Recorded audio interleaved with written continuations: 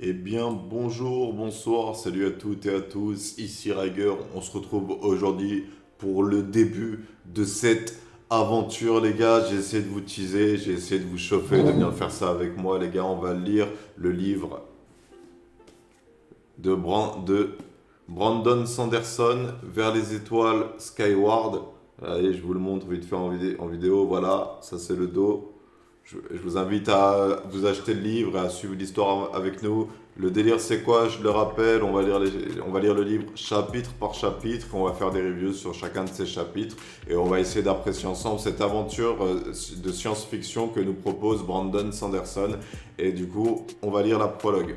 Donc, comme à début de chaque vidéo, il y aura des previews, la review, et on va preview sur le chapitre, review sur le chapitre, preview sur le prochain chapitre.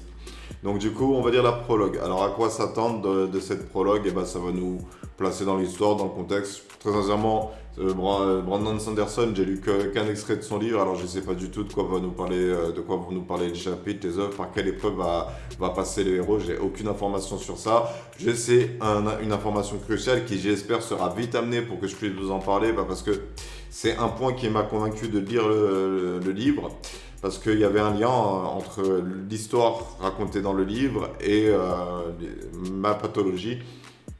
Il y avait une similitude et du coup ça m'a donné envie de lire ce livre. Bref, trêve de bavardage, on va arrêter d'en parler, on va lire cette prologue et on va revenir derrière pour faire la preview. Allez, à tout de suite. Pour faire la review. Allez, à tout de suite. Ok, donc c'est parti pour la review. Alors très sincèrement, après avoir lu cette prologue, j'ai une seule chose à dire, les gars. Je suis vraiment content d'avoir fait cet achat parce que j'ai dévoré la prologue, c'était trop kiffant. J'ai kiffé le style d'écriture de Brandon Sanderson qui est très fluide. J'ai réussi à tout suivre, j'avais bien les images en tête, tout était fluide, les dialogues, j'entendais les voix des personnages et tout. Et du coup, j'ai grave kiffé. Donc cette prologue nous montre un peu la relation de Spensa, donc la fille, l'héroïne, avec son père qui s'appelle Chasseur, son nom de gadget c'est Chasseur. Genre ça nous montre un peu la relation, tu sais, genre tu sais, ces enfants qui sont fans de leurs parents, tu vois, genre elle est très fan de son père parce que c'est un pilote, tout le monde le respecte, tout le monde est réputé, elle veut devenir comme lui quand elle sera grande, elle espère se battre à ses côtés. Je trouvais ça très stylé, cette relation, cet échange et tout, ce petit côté, ouais, et le père qui regarde sa fille avec un sourire, genre, elle va affronter les crêles, mais elle ne sait pas ce que c'est d'être un pilote, ce n'est qu'une enfant de 7 ans qui idéalise tout. Et donc, du coup, ouais, c'est assez stylé, c'est assez stylé. Donc, ok, donc cette prologue nous raconte tout simplement, on va dire, le passé et l'histoire de la fuite du père du point de vue de l'enfant et ça soulève plus de questions que ça n'apporte de réponses. En réalité, bah, c'est un peu le principe de la prologue.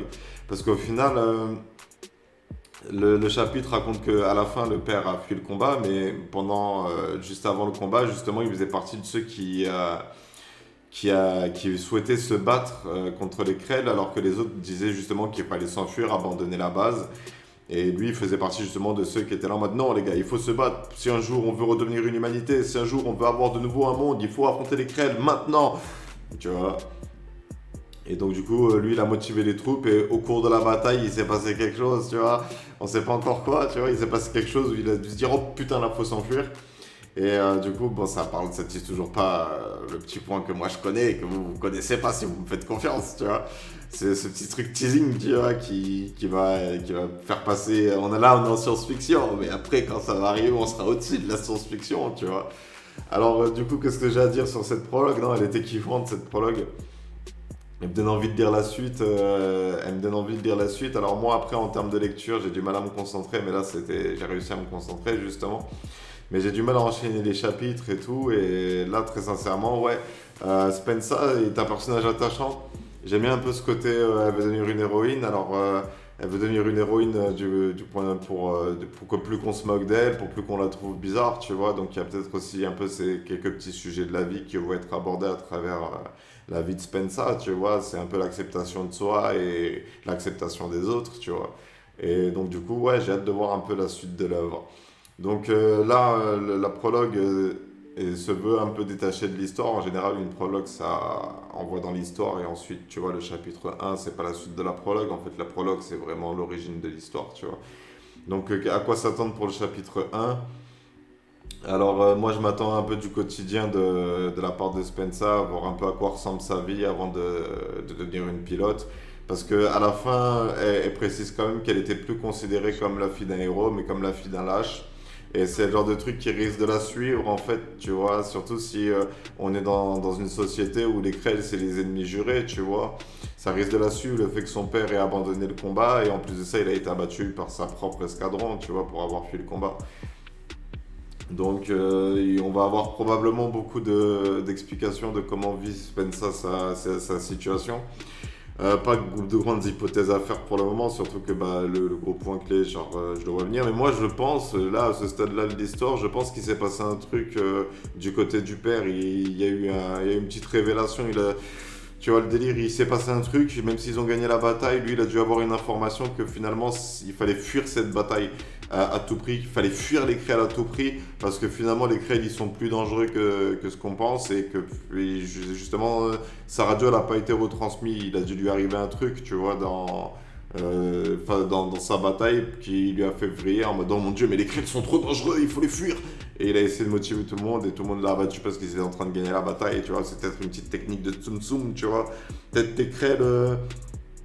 Alors moi je sais, tu vois, je peux lier, tu vois, je peux lier des informations, donc je vais pas vous partager d'hypothèses, mais tu vois, peut-être que les Krell, allez, ils sont capables de faire quelque chose qui même s'ils perdent, tu vois, finalement, ils sont en place là où ils sont en place, tu vois. Et c'est lié aussi, parce que c'est teasé, c'est lié à leur façon de retrouver aussi les bases, parce que ça a été expliqué que plus il y a de peuples, plus il y a de personnes, plus les Krell, ils arrivent à trouver l'endroit. Il explique, je sais pas comment ils font, mais en gros, les Krell, quand les peuples, quand l'humanité s'amasse, les Krell savent où on est, et donc du coup, ça doit être lié à ça, tu vois. Et donc peut-être que le père, il a eu peur d'un délire du genre, on gagne cette bataille, mais ça nous fera perdre les suivantes, tu vois.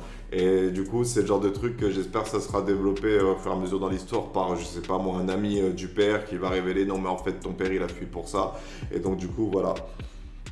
Bref, sur ce, c'est la fin de cette review. Alors, ouais, pour le chapitre suivant, comme je disais, s'attendre bah, justement à ce que ça tourne autour du quotidien de Spencer pour qu'on voit un peu à quoi ressemble sa vie maintenant, une fois qu'elle a grandi aussi, parce que l'histoire, elle nous a raconté quand elle avait 7 ans.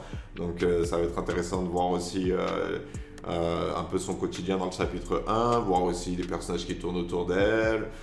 Parce que là, pour moi, le personnage a l'air d'être un peu solitaire, Spencer, genre un peu en mode incompris, tu vois, genre je suis trop bizarre, j'ai pas d'amis de mon âge, parce que nanana, parce que moi je veux que me battre contre les Krell et leur niquer leur mère, tu vois, et elle est un peu matrixée aussi par la vie de soldat, tu vois, donc ça risque de tourner autour de ça très rapidement, et elle a une sorte d'innocence.